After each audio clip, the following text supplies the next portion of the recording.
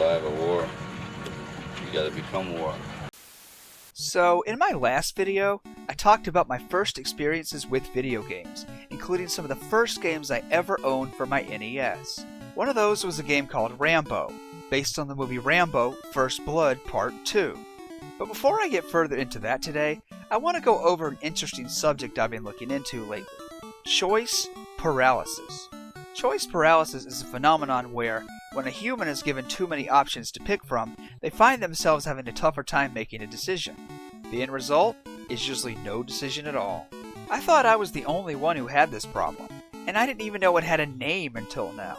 It describes me perfectly.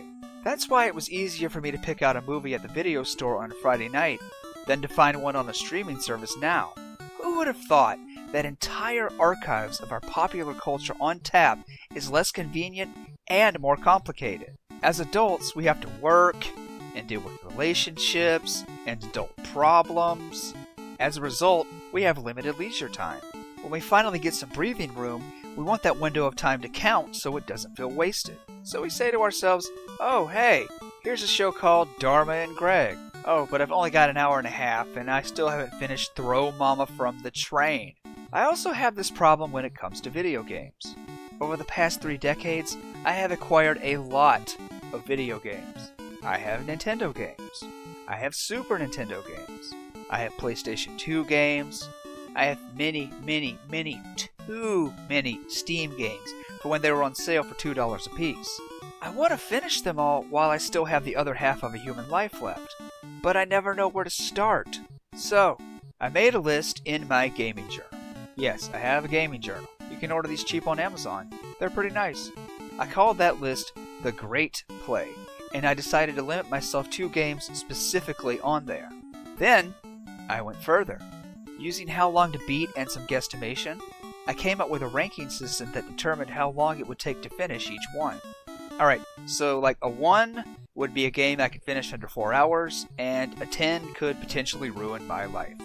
But even that didn't help. I could play Senran Kagura Peach Beach Splash, but that's time I could be spending playing Secret of Evermore. And you see how this conflict just goes on and on without anything ever getting done. While I was editing my first video, I scrolled through all the home movie footage I ripped and the various photographs I scanned. I was able to pinpoint when I'd acquired certain games. You know, birthdays, Christmases, or with my own money. Then I found out there was an option to view my Steam purchase history. So, I made another list, so I could focus on unfinished games in autobiographical order. Thinking back to my early history with video games, I had already finished Super Mario Bros. At some point, so the next question was, well, which one came after that? Thus, Rambo is at the top of my order of incomplete list. And today, after over 30 years of the game collecting dust in various closets, it's finally time to finish it.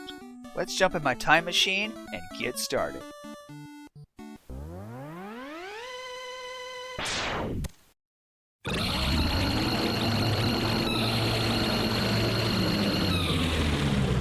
So, here we are, back in the comfort of my MUVR room. The smell of Fruitopia on my breath, fruit gushers stuck to the bottom of my shoes. I've got Rambo separated on the top shelf here, along with a few others on my incomplete list. I put it in, and here we go. After the title and intro, my first task is to walk around this hangar and talk to people. I meet Colonel Trotman here, who tells me to talk to Murdoch. Murdoch tells me to go get some weapons. I go get the weapons, and then I'm told to talk to Trotman again, making sure I run across these rooftops first. He tells me I'm to meet a contact man named Ko to guide me through the jungle. Wait, I need a guide? I thought the whole point of being picked for this mission was because I was Rambo. But, whatever, I'm dropped into the jungle for the real game to start. Now, I need to stop for a second. I debated about whether I should put this footage on YouTube, because as I go through this, you're going to notice something. I get hit in this game. A lot. I take a lot of damage, and to be honest, it seriously hits my gamer ego hard, man. You would think that after 30 years of playing games that I could do better than this. On the other hand, I can't decide if this is happening because I'm bad at the game, or if the game is bad, or both. When I was editing my first video, I only showed the parts of bad dudes and crime fighters where I was doing a decent job. When I first started capturing footage of those games, I was doing really bad. But then, as I kept on playing, I started learning how to play, and as a result, I progressed further on less credits. See, with games like this, there are physics and mechanics involved. Once I learn how to dance with the enemy, I get better at it. It's about learning their patterns and reacting accordingly. But in Rambo, it's almost impossible for me to ever adjust. Either the enemies move too fast for me to react, or their patterns are just so unpredictable that I just keep getting hit. What's the reasoning behind this, I wonder? It shouldn't be input lag, right? RetroArch is supposed to have that covered by now. I tested out other games where I did a lot better. Look at the footage I captured of Gunsmoke in the first video. That was in MUVR too, and I was twitching with the best of them. What's going on here? Hitbox is too large? RNG broken? I don't know. All I do know is that this game requires more jumping and ducking to dodge than any other action platformer I've ever played. Every time I think I've got it down, I get hit again and again and again and again. It's really annoying, and sometimes I wonder if it's worth fighting for to the end. Alright, so I'm supposed to go meet Ko to learn what I'm supposed to do next. But before I do that, I want to finish leveling up first. To get to level 1, all I need is 20 experience points. Easy, right? Once that's taken care of, I go and I talk to this boat captain. Anytime I'm talking to an NPC, I can press start to see the password, and also how much experience I need to...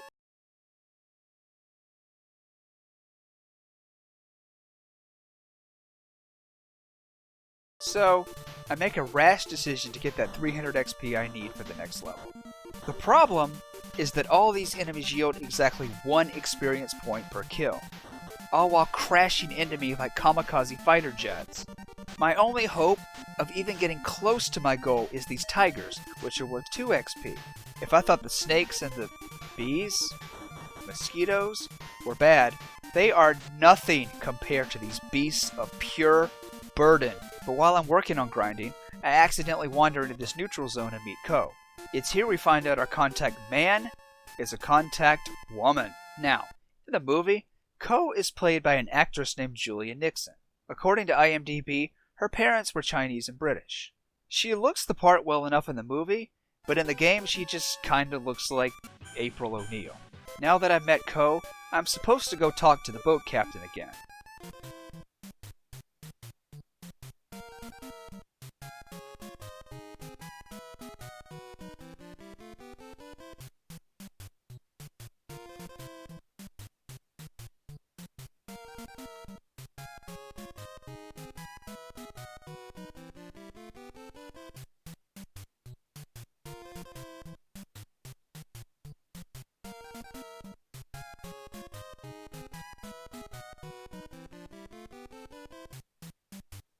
Should I keep grinding though, or get on with the game?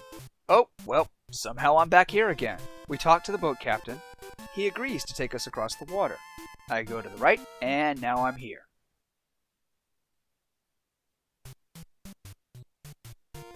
When I talk to Ko again, she gives me her good luck pendant, which also gives me a free heal.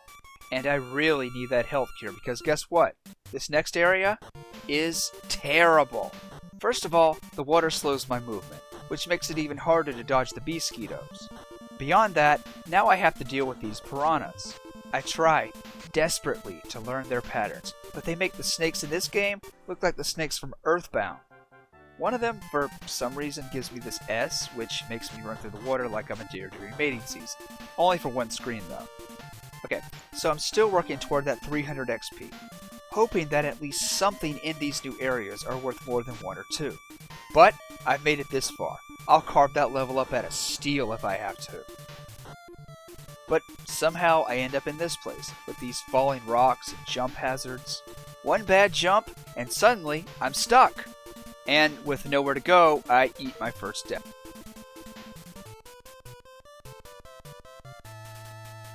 Hitting continue warps me back to my last story point. And hey, look at this. I still have all my XP.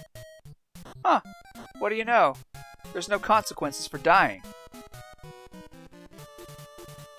I'll take it. The only downside is I have to fight my way out of this water area again. I'm still trying to level up, and eventually, after exploring a little, I finally come across some possible reprieve. Killer flamingos, worth 5 experience points apiece. But then I advance right to the next screen, and now I'm in this place. I try to go back to the left to fight the flamingos again, and now I'm back at the boat screen. And then it just loops back to the other neutral zone. What happened to the killer flamingos? They were about to save me some serious time. Ko tells me to go to the village of the east for my next story objective. Nope! Sorry, Ko, but I am finishing this. Sadly, though, now I'm back to fighting enemies that only give me 1 or 2 experience points. It's all I've got to work with, but I have suffered too much to back down now. Over here I find a cave that looks oddly familiar. And I keep on going from there, building up to 300, grenade blasting tigers and snakes. Why? Because I'm Rambo and it's a fun thing to do. And then, finally, we're almost there. Now, I want to get that last experience point via epically throwing a grenade, and then I plan to edit it in slow-mo and heroic music in post, right? But then the enemies just crash into me in the most humiliating way possible, and I get the last point that way.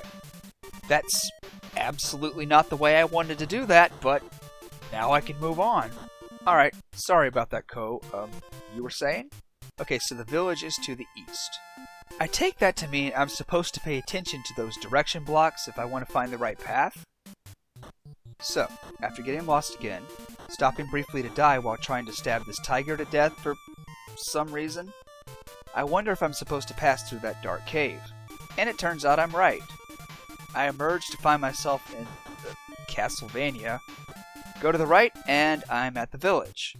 Okay, so I'm told I'm supposed to go find a kid that's missing in a cave somewhere. I go to the right again, and Private Snafu here gives me a lamp. And then I go back, enter the cave again, which looks oddly familiar.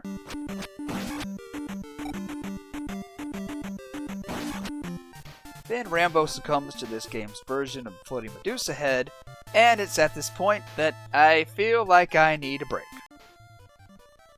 After returning to 2022 a bit to take care of some loose ends, I make the decision to keep playing this game. But first, I wonder if the reason I'm having such a hard time is because I haven't read the original manual that came with the game. I never owned it. I only ever had the cartridge. You see, back then, cracking open the manual and, at the very least, skimming it a bit was very important. It's not like now where the manual is always digital and buried somewhere, and everything you need to know is just included in the tutorial at the beginning. You were expected to know what every block of pixels you came across was supposed to mean from the included literature, and then the game itself was the final exam. So, let's dust this off and check it out. You are Rambo, registered trademark, the most decorated Green Beret hero of the cold, cold Vietnam War. The war has been over for quite some time now, but for guys like you, whose skills are survival and human endurance, the war has never ended. You left buddies behind, guys who didn't make it back, guys who you believe are still out there and still alive. But now, you've been given a chance to go back to the war that was never really quite finished, back to what it is you do best. You accept a reconnaissance assignment headed by the paper pusher, Murdoch. All you need to do, son, is take a few photographs. Nothing else, warns Murdoch. Somehow you don't trust... Okay. Without reading the rest, I can tell you the game almost 100% follows the entire plot of the movie.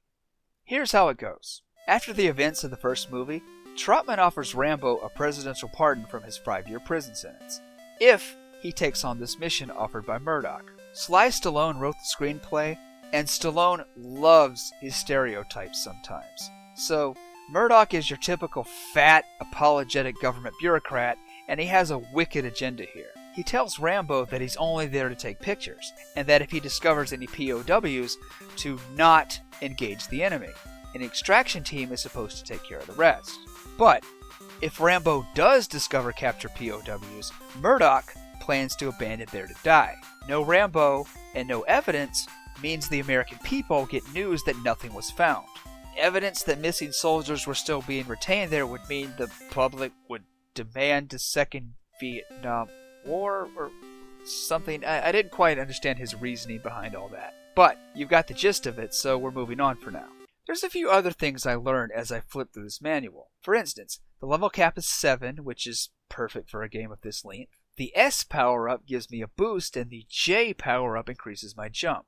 Oh, and somebody tore this page before it was given a permanent home on the internet. Now it's time to get back into the game, except now I have to put this password in to pick up where I left off. And yes, it's very complicated, with lots of letters, numbers, lowercase letters, numbers that look like letters, and letters that look like numbers. I input the password I wrote down, and it fails. And now I'm starting to get nervous. Come on, come on. Wringing my hands here. Biting my nails. Yes! There's a reason the password is like this. See, it doesn't just keep track of where I was in the game and at what level. It saves the number of experience points I had, the exact value of my health, and how much ammo I had for each weapon in my inventory. It is the end-all, final boss, black goat mother of passwords. In a game that's already not that much fun, I appreciate a handicap like this. Okay, so I'm supposed to go into a cave and rescue a kid. I walk the short distance to the only cave I know of. The problem is that I have no idea where to go. As usual, there's too many looping screens and confusing directions. And of course, because I'm lost, I'm getting more impatient. And because I'm getting impatient, I'm taking damage. And because I'm taking damage, I'm dying. A lot. I'm supposed to drop down this hole that's not a death pit. I didn't figure that out on my own. Landing at the bottom, I discover the culprit behind the kidnapping plot. A giant spider. Curious, I check out the rest of the area before taking out the boss. I discover the kid all the way over on the right. I get this idea that maybe I'll have the option of sneaking out with him, but no matter how many buttons I press, there's just no interaction here. Oh hey, where does this lead? To the other side of the spider. Oh hey, where does this lead? It warps to the outside of the pit! Bonus points for guessing what happens next! I fight my way back to the spider, not realizing I don't have any ammunition, and therefore have brought a hunting knife to a giant spider fight. Damaged beyond salvation, and with no other options, I make a desperate attempt to melee spam the giant spider to death. It doesn't work. Now I've respawned for round 3. But, before I go rushing in all over again, there's still the matter of not having any ammo for my projectile weapons. So I ignore the cave and farm enemies until I have enough ammo to put up a reasonable enough looking fight. Alright, here we go again. Now, I could have gone to the right exit to get on the left side of the spider to start with, but I'm too hyped up, impatient, and frustrated to think about this rationally. But, no matter what the cost, I am determined, for once during this run, to look good on YouTube. Here we go.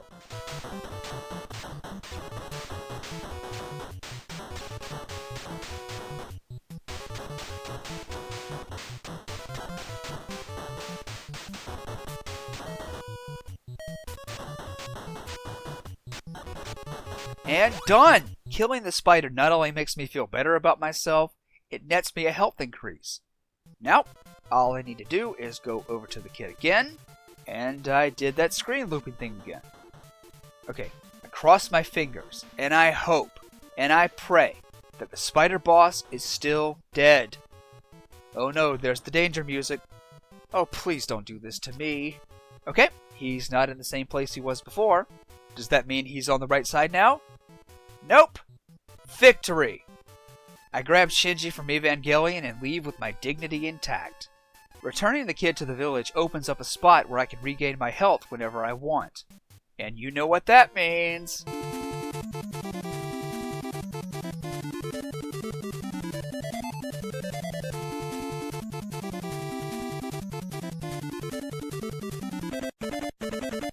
Now that I'm powered up to level 3, it's time to get back to the real business at hand. I find Ko wandering around back at this neutral zone again. She tells me the enemy camp is located in the south.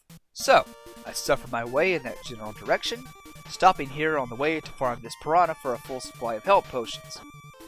Did I say farm? I meant fish. Now I reach the enemy camp, where, for the first time in the game, I'm fighting actual men instead of snakes, piranha fish, and giant spiders.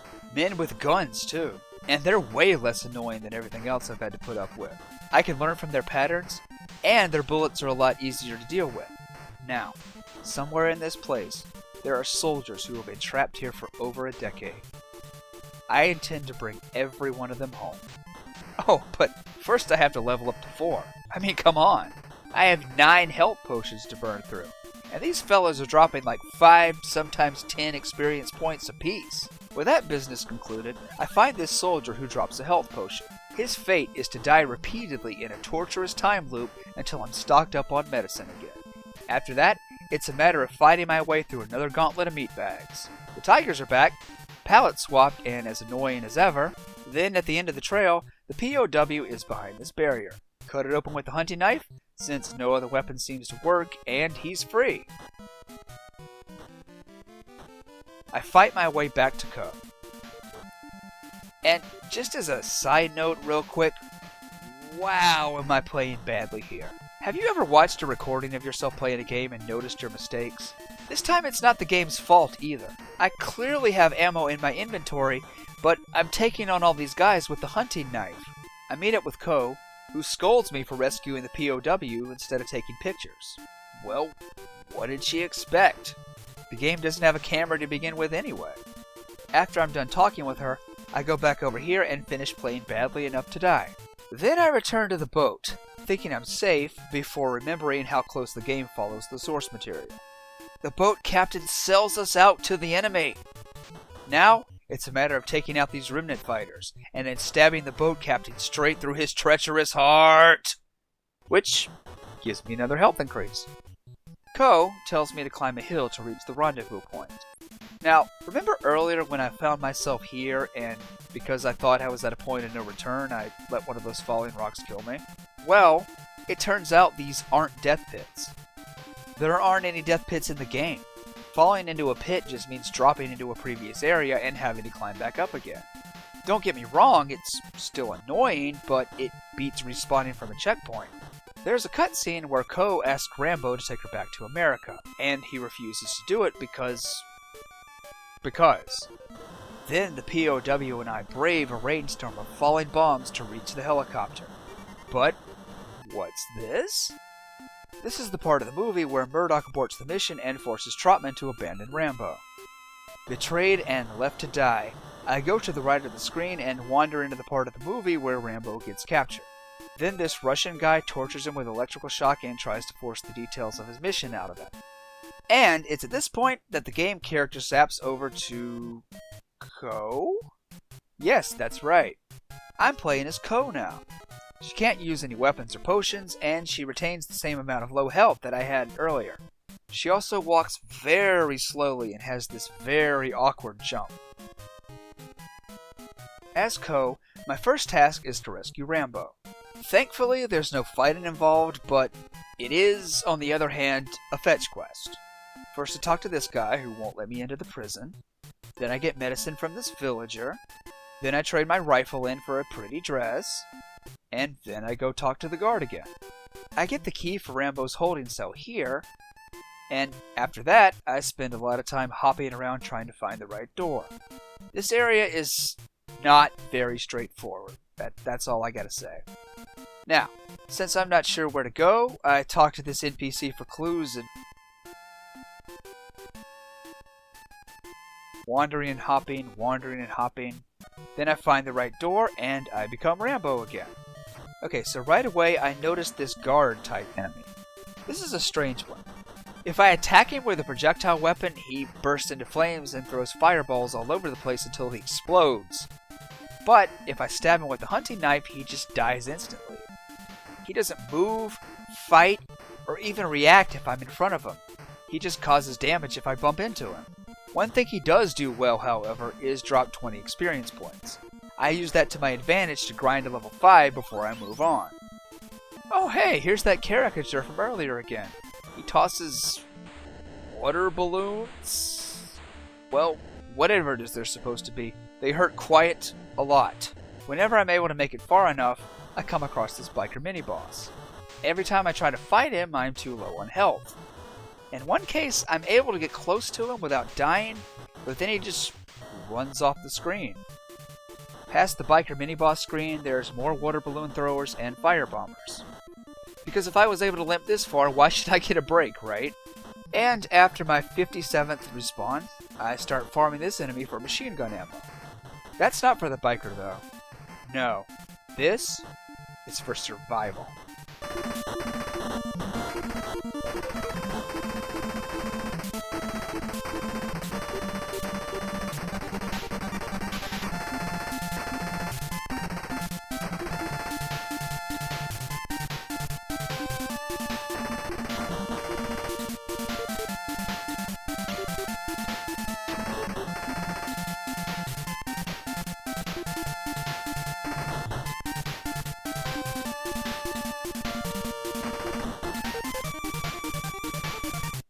It's the closest of calls, but somehow I make it to this village and heal up.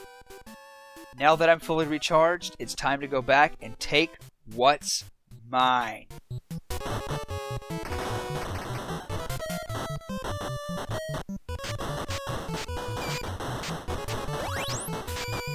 There's a waterfall beyond the village. And once I figure out how to navigate these bad jumps, I enter another cave system. In here, there's some kind of flaming cat elemental monster thing that's jumping around. Of course he kills me the first time. So, I drop to the bottom of the waterfall and farm a flamingo for a full arsenal of explosive arrows. And then, and I'm not making this up, on my way back to the cat monster, I honestly wonder if the explosive arrows are going to work on an enemy made out of fire. You know, entertaining the notion that the developers thought that far ahead. Well, they didn't, and the fire cat succumbs to my assault, granting me another health bonus for my trouble. After making it through the rest of the cave, I find Ko at the bottom of this waterfall. And, spoiler alert.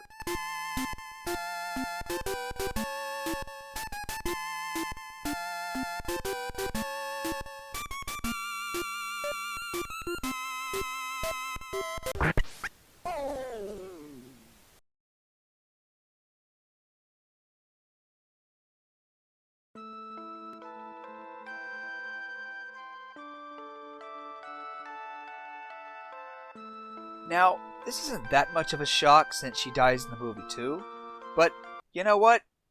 No, we're not doing that. See, there's a reason why I named this channel Light Side Endings, because my goal is to always get the light side ending, the nicest, best possible ending. And in the light side ending for this game, Ko lives.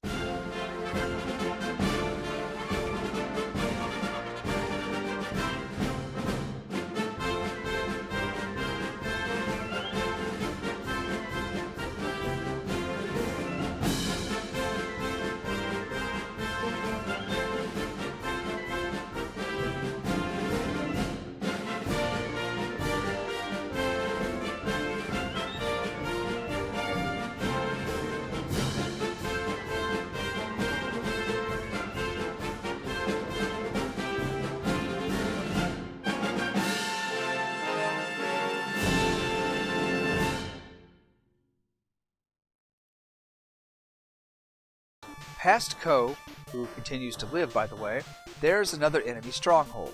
Now, when I first get here, I think it's the last part of the game, and I start to get a little excited. But it turns out I'm wrong. Pushing forward a little bit more, I find that Dr. Wily is involved in this too? Alright, so I kill that thing and run to the helicopter. Still thinking I've reached the end of the game, or at the very least, the final boss, and no, I need a key. I enter this building here, and the first thing I see is this mutant that's made out of magic. After fighting giant spiders, flaming cats, and robot pods, I'm really not that surprised anymore. Except now I have to find this key, and that's not going to be easy without looking at the walkthrough again. This place is very confusing, and the enemies do a ton of damage with each hit. On the plus side, This time they're yielding 100, sometimes 200 experience points apiece, which means I'll have no trouble hitting that level cap. So I immediately grind to level 6.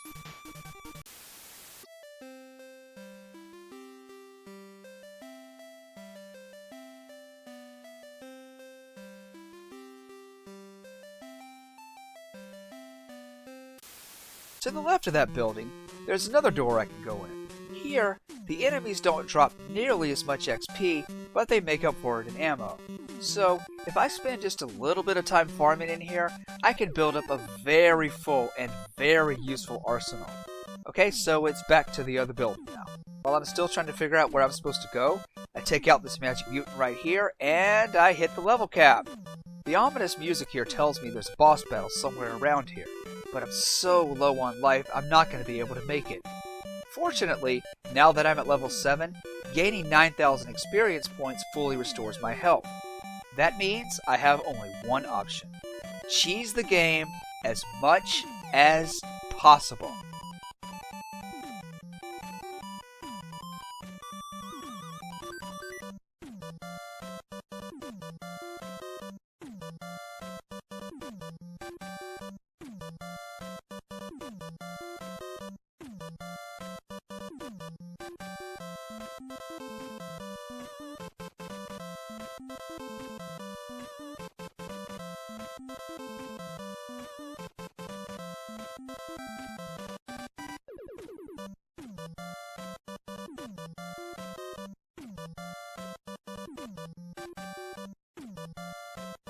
Now it's time to take on this mysterious adversary. I mean, after I fall through the floor and have to fight my way back. After 40 minutes of being lost and killed to death, I'm cutting out a lot here for brevity, I come across the key and run-on sentence. It seems like Yushin, who in the movie tortured Rambo during the interrogation scene, has followed me here for revenge. It's time to put all that farmed ammo to good use. For some reason, every time I hit him, it makes his head freakishly, cartoonishly big. Now I'm glad I never made it this far as a kid. This might have given me nightmares. And for all of Yushin's bravado, he sure doesn't last very long. Alright, so now I've got 700 max health and the key. All I have left to do now is fight my way back to the helicopter. Ko, who's still alive after my earlier heroic efforts, helps me climb aboard. And we have liftoff! I'm assuming the final helicopter ride will end at the final boss, and that the game will be over after that. Nah, just kidding, the game says. No, there's still more to do. It's just a little bit misleading after how long the beat told me I should have been done by now. We land in what I assume really is the final area of the game this time. I leave Ko behind in the chopper, for safety reasons of course. The objective here is to rescue another POW, but again, there are priorities. The enemies drop at minimum 200 experience points, and these robots drop 500. So he can wait a few more minutes until I restore my health. Alright, sorry about that. I come across another mini-boss, and again, his head freakishly inflates every time I hit him. Killing him nets me my final health boost. Then, I take this direction block here, not realizing until it's too late that it leads to the final boss. It doesn't take me long to realize that I don't have much hope here. Not only am I not really sure what to do, not only is the screen so busy with bombs and trash mobs everywhere, I have no health potions whatsoever. And this is a fight where I really need health potions. After the inevitable happens, I find out that I can farm health potions over here, and for the next several minutes, I do just that. It's just as tedious as all the other times I've done this, but now that I know for sure the game's almost over, it's worth it. With that done, I return to the gunship for the second attempt. I get the general idea of what I'm supposed to do now. Hop in the air and throw grenades so they hit it on the sides in an arc. I'm still very confused and distracted. There's too much happening at once, and I can't find a window for attacking the gunship because I'm always fighting the other enemies. My health starts to dwindle, so I tap into my potions. This is a really bad place to realize for the first time that these health potions only restore 100 life at once. The damage to healing ratio falls way out of balance. And then, I'm out. And then, I die. So, what now? I respawn, dust myself off, return to the sweet spot and farm for health potions for what I hope is the last time. Because I can say, with no hyperbole here, that I have done more farming and grinding in the past 2 hours than I ever have in any other video game. And I've obtained the Sword of Kings lots of times. The health potions are collected. Health restores are go. Alright. Real talk here. I've been playing for a long time today. I'm getting tired. I'm ready to wrap this up. Most of all, I want to move on from this game to something else. Naturally, that means when I enter the final boss fight for the 3rd time, I'm a little bit on edge. I don't want to have to walk away and come back later. I want to finish the game now. Desperate, I reach into my reserves and pull out enough mental energy to form a strategy. My brain analyzes the situation and comes up with a possible solution. Alright, so the guy on the right drops arrows. The guy on the left drops grenades. Grenades are the only weapon capable of hitting a gunship. And since I get 9 grenades every time the guy on the left drops them, the best course of action is to use grenades and nothing else. That way, I don't waste my time switching weapons, and I can just continue attacking both the gunship and whatever goon is running at me without risking my ammo pool. From there, the situation becomes very tense. It's impossible to focus on 3 things at once without taking damage. The fact that the health potions only restore 100 life doesn't help either. All I can do is spam everything with grenades, and when the way is clear enough, jump at the gunship. This isn't easy either because a lot of times after selecting the health potion, I accidentally pick the arrows instead of the grenades.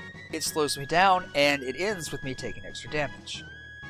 My life ticks down, my potions diminish, the trash mobs show no signs of stopping, and despite the amount of punishment I've inflicted on it, the gunship continues to exist.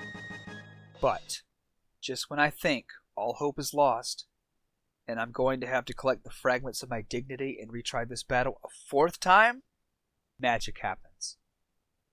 Do my eyes deceive me?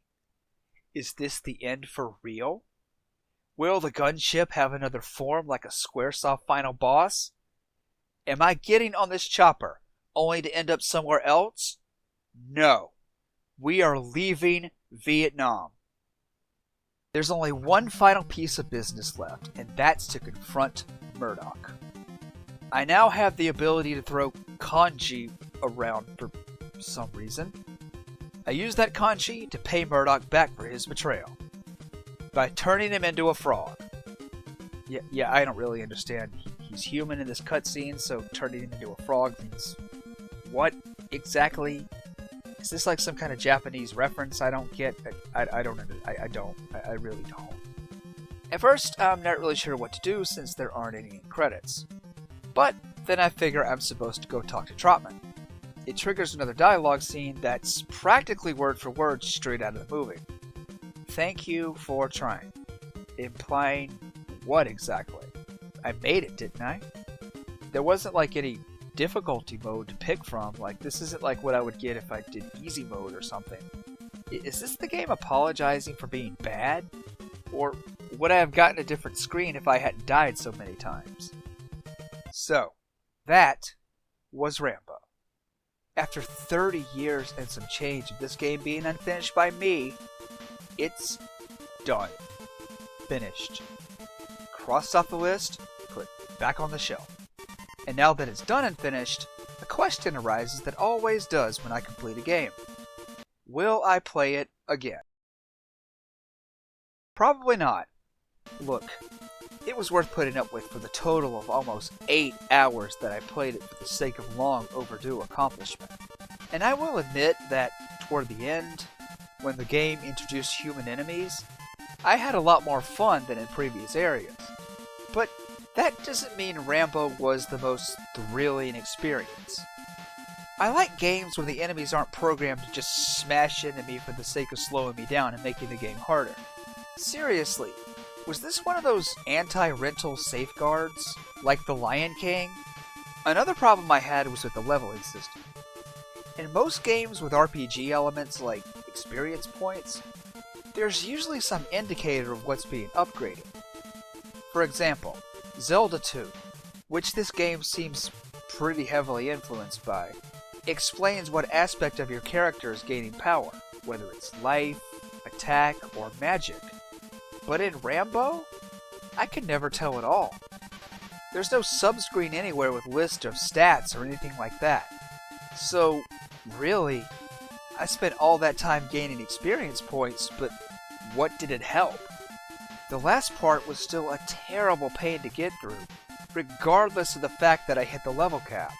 There are also certain things I wish I'd known earlier on, which would have made playing the game at least a little bit easier. For instance, whenever an enemy drops a certain type of item, it isn't just RNG-based luck. That enemy will always drop that same item. In other words, I could have stocked up on an endless supply of ammo, and I wouldn't have had to resort to using my hunting knife so much. That means I could have shaved off at least 2 hours worth of death animations. Yes, there's a lot I could have done better, but the past is the past.